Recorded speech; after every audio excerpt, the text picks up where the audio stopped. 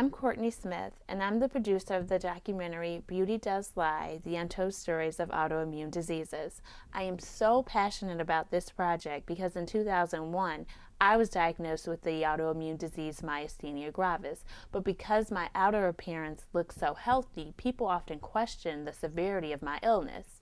Therefore, I've made it my personal goal to spread the awareness of autoimmune diseases.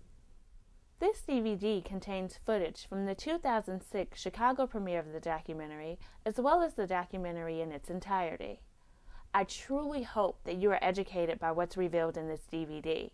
I also hope that you will join me in spreading the awareness of autoimmune diseases for the 11 million women who are currently suffering from these illnesses that do not have a cure. In the fast-paced America we live in today, people wake up each morning beginning the familiarity of their daily routines. Going to work, running that extra mile, or picking up that last-minute item from the store are done with little difficulty. But for some, this routine is not so familiar. Autoimmune diseases as a group are one of the top 10 leading causes of death for women aged 65 and under. While approximately 15 million Americans suffer from autoimmune diseases, women make up 75% of all autoimmune diagnoses, and African American women comprise a significant amount of these cases. I saw maybe 3 doctors before.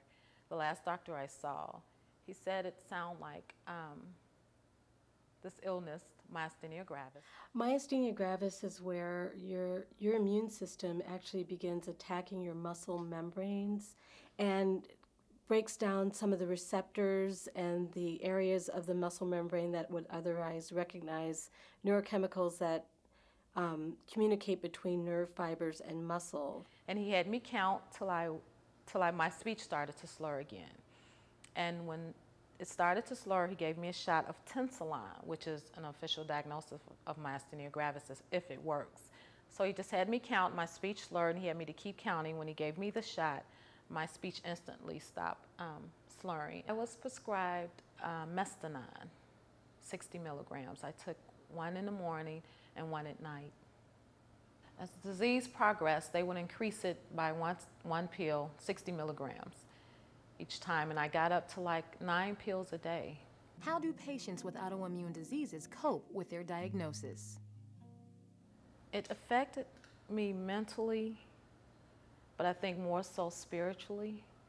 I remember I won Miss Kappa Alpha Psi. We had a sweetheart ball, and I won. And I couldn't smile because of the myasthenia gravis. You know, the facial muscles, it just made this distorted look. So I had to walk down the aisle and take my walk just covering my face so that they couldn't tell that I was not smiling. And I didn't want to walk down the aisle like that because they didn't know what my problem was. And I got pregnant with my oldest daughter now, who's 18. And I didn't know, like I said, my mother kept a lot of the information from me because she didn't want me to, you know, be upset and just really know how serious it was because she figured she had a handle on it. And I became pregnant, which they were really concerned with because they said it would put a lot of stress on my body and it will probably cause some problems, you know, with the myasthenia gravis. And I remember my parents being there and my mother crying, but I'm thinking my mother's crying because she's happy, you know, I'm having a baby and, you know, she has a grandchild on the way. I learned later is because of the fear they had about the myasthenia gravis, and the doctors just, you know, everybody was on pins and needles except me because I didn't have a clue. And everything turned out fine, though. They were concerned with my daughter afterwards because they said because she still had some of my antibodies in her system that she could possibly have the symptoms for maybe up to 2 weeks. She was fine, had no problems, but everything worked out, and I stayed in remission. Sometimes you question and you ask why me? You think this big old world, and it was such a rare disease.